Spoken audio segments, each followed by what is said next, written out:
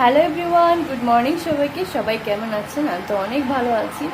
আজকে প্রচণ্ড গরম পড়েছে আর ওয়েদারটাও একটু ক্লাউডি এবং রোদেলা, মানে খুব সুন্দর একটা ওয়েদার। চলেন আপনাদেরকে একটু দেখাই। দেখেন আমাদের ঘর থেকে কি সুন্দর বাইরেটা দেখা যায়, মনে হয় না? কত সুন্দর একটা জানালা। এই যে দেখেন কি সুন্দর।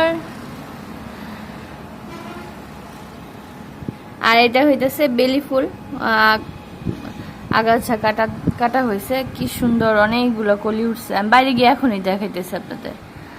কি সুন্দর দেখেন, ফুলটার জন্য আরো বেশি সুন্দর লাগতেছে, তাই না?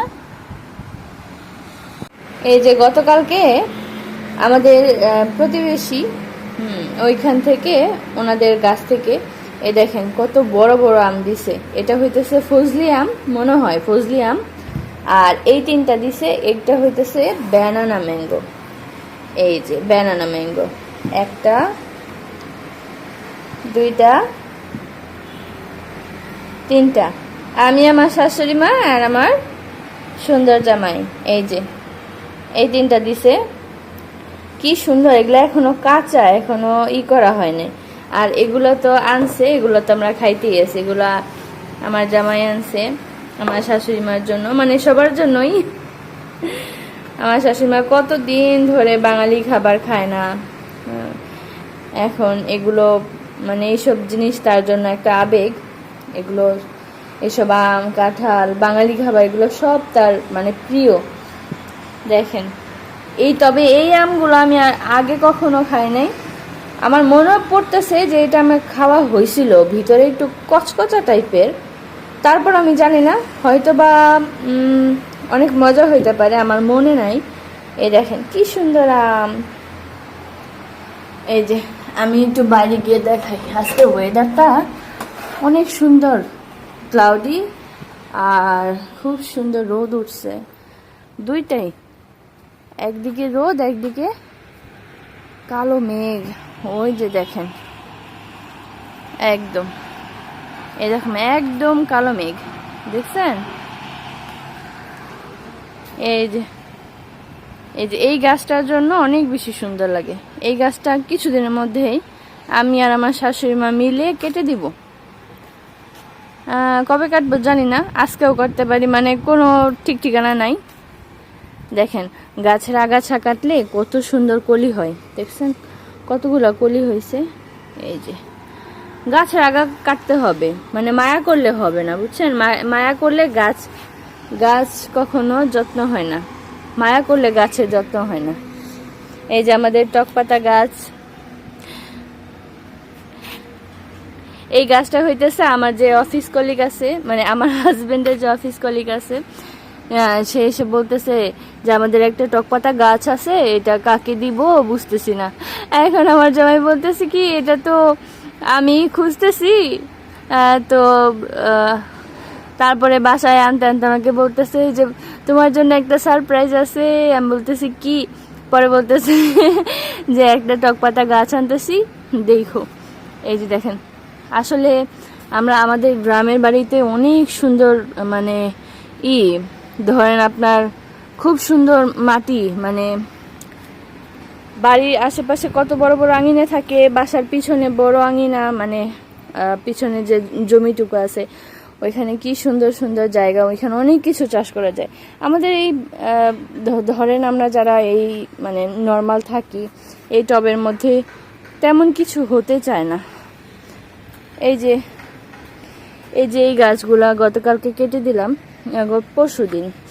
এই যে এই মরিচ গাছগুলো যদি মাটিতে হতো কত সুন্দর হতো বলেন।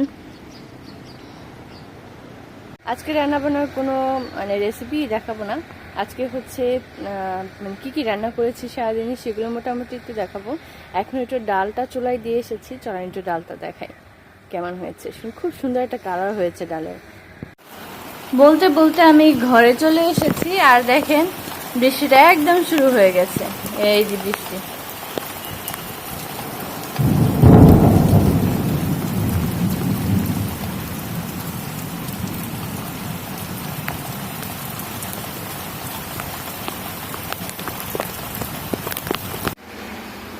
সকাল সকাল খুব ডাল খেতে ইচ্ছা করলো, তাই একটু ডাল বসিয়ে দিলাম। এটা হচ্ছে কষানো ডাল, এখনো ফোড়ন দিইনি এবং দিব না। এটা হচ্ছে কষানো ডাল। দেখেন তো কালারটা কেমন হয়েছে। বৃষ্টি হয়ে একদম চুপসে গেছে চট্টগ্রাম শহর, রাস্তাঘাট কি সুন্দর ভেজা। শুকনো মরিচ আর রসুনটাকে একটু ভেজে নিয়েছি, আর এখানে আমি টক পাতাগুলোকে মানে সিদ্ধ করে নিয়েছি।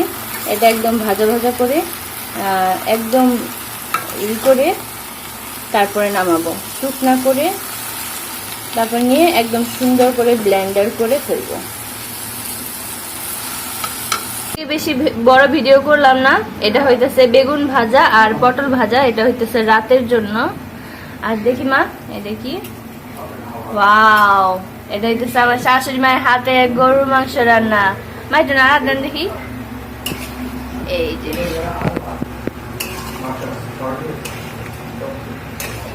অনেক সুন্দর হয়েছে তরকারি, সুন্দর একটা গন্ধ বের হইতেছে।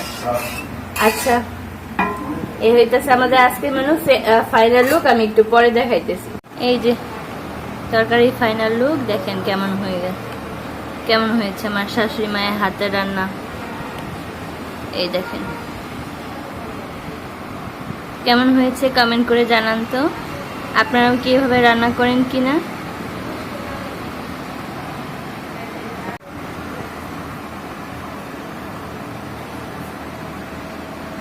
অনেক ধন্যবাদ সবাইকে যারা এতক্ষণ ধৈর্য ধরে আমার ভিডিওটা দেখেছেন। যারা আমার এতক্ষণ পর্যন্ত পুরো ভিডিওটা দেখেছেন তারা অবশ্যই আমার চ্যানেলটাকে সাবস্ক্রাইব করে যাবেন, আর যারা ফেসবুক থেকে দেখছেন তারা অবশ্যই আমার পেজটাকে ফলো দিয়ে যাবেন। আর যদি ভিডিওটা ভালো লাগে লাইক, কমেন্ট এবং শেয়ার। থ্যাংক ইউ সবাইকে। আমি যেহেতু প্রতিদিন ভিডিও দিই, অবশ্যই দেখা হবে আগামী ভিডিওতে।